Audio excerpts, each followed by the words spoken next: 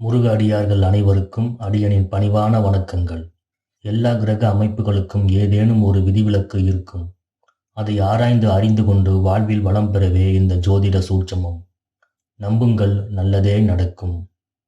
இந்த 2026ஆம் ஆண்டு குரு பெயர்ச்சியானது திருக்கணித பஞ்சாங்கத்தின் அடிப்படையில் வைகாசி 18ஆம் தேதி, அதாவது ஜூன் 1ஆம் தேதி இரவு 7:56 மணியளவில் காலச்சக்கரத்திற்கு 90 டிகிரியில் அமைந்திருக்கும் நட்சத்திர பாதமான புனர்பூசம் 3ஆம் பாதத்திலிருந்து, அதாவது மிதுன வீட்டிலிருந்து 93 டிகிரி 20 மினிட்டில் அமைந்திருக்கும் நட்சத்திர பாதமான புனர்பூசம் 4ஆம் பாதத்திற்கு, அதாவது கடக வீட்டிற்கு பெயர்ச்சியாகி உச்சம் பெற்று தன் பார்வை பலத்தால் நற்பலன்களையும் சுபகாரியங்களையும் வழங்க உள்ளார்.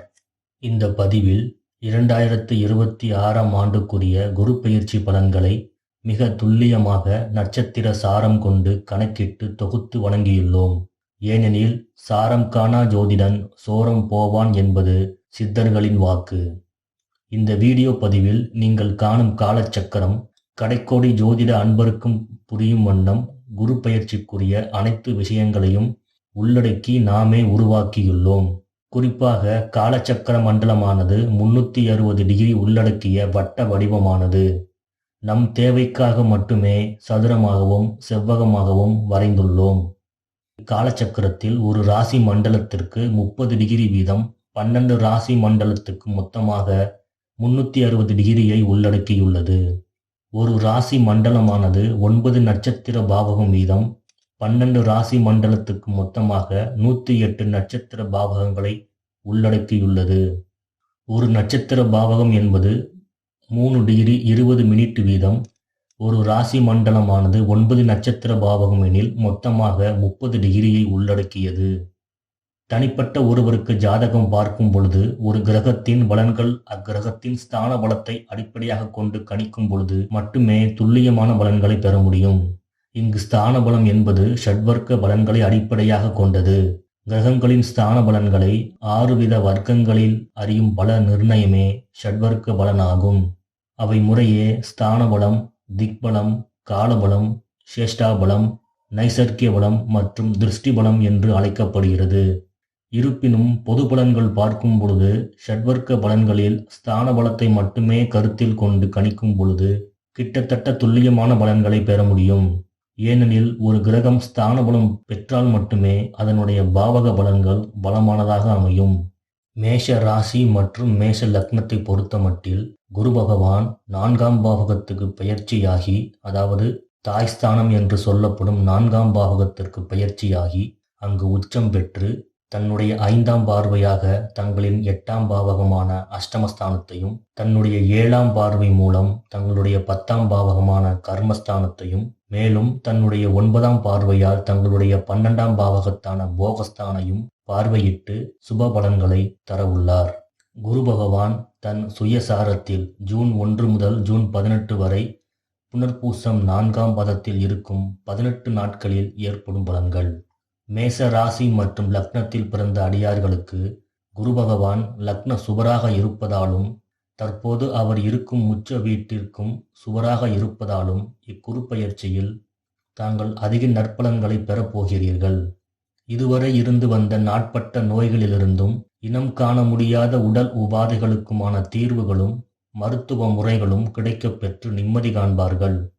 இதற்கு தன் வாழ்க்கை துணை மூலமோ அல்லது நண்பர்கள் மூலமோ, குறிப்பாக தொழில் முறை நண்பர்கள் மற்றும் முன்பின் தெரியாத நபர்கள் மூலமோ முழுமையான தீர்வுகள் கிடைக்கப் பெறுவீர்கள். தங்களுடைய ஆரோக்கியமும் ஆயுளும் பலம் பெறும்.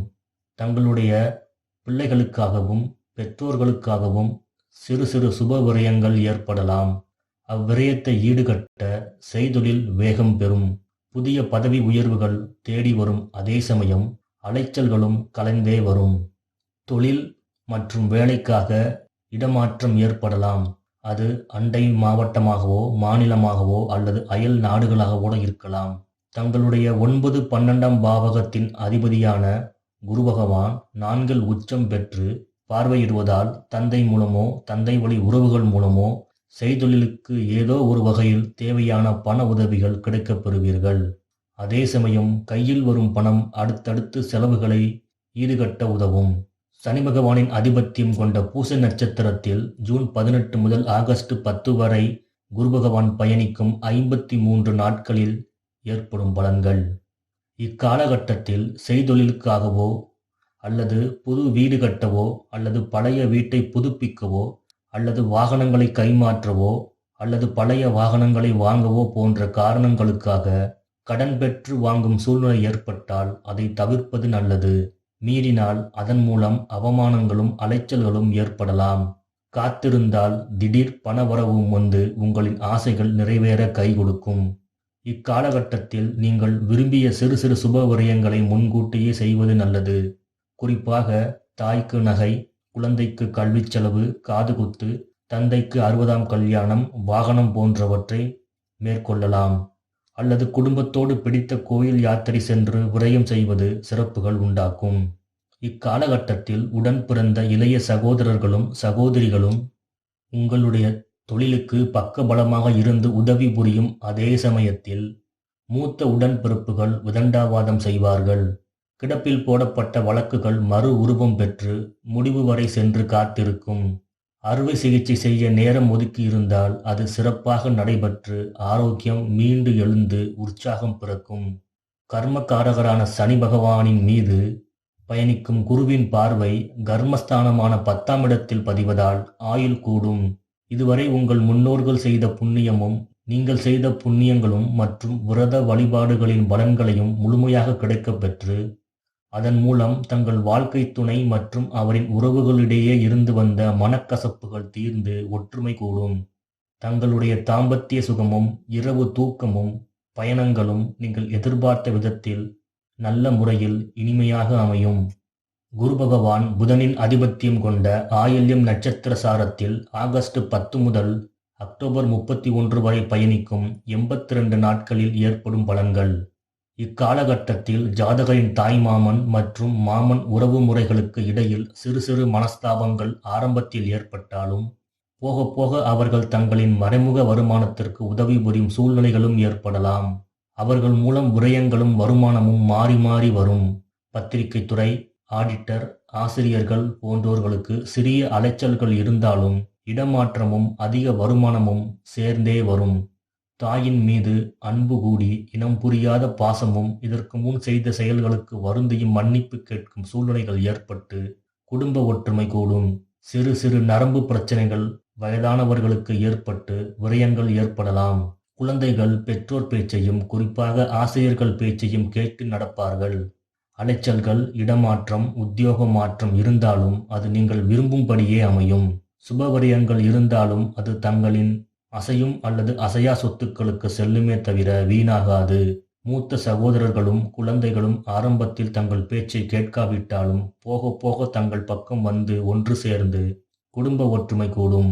மேலும் இந்த குரு பெயர்ச்சி காலகட்டத்தில் தங்களுடைய குடும்பஸ்தானம் மற்றும் கலத்திரஸ்தானத்திற்கு அதிபதியான சுக்கிர பகவான் புதனின் ஆட்சி வீடுகளில் ஒன்றான மிதுன வீட்டில் இருப்பதாலும் மேலும் தங்களின் பாக்கியாதிபதியான குரு பகவான் உச்சமடைந்து தன் சொந்த வீட்டை பாக்கிய பார்வை கொண்டு பார்ப்பதாலும் எண்ணிய வரன்கள் அமையப் பெற்று திருமணங்கள் இனிதே நடந்தேறும்.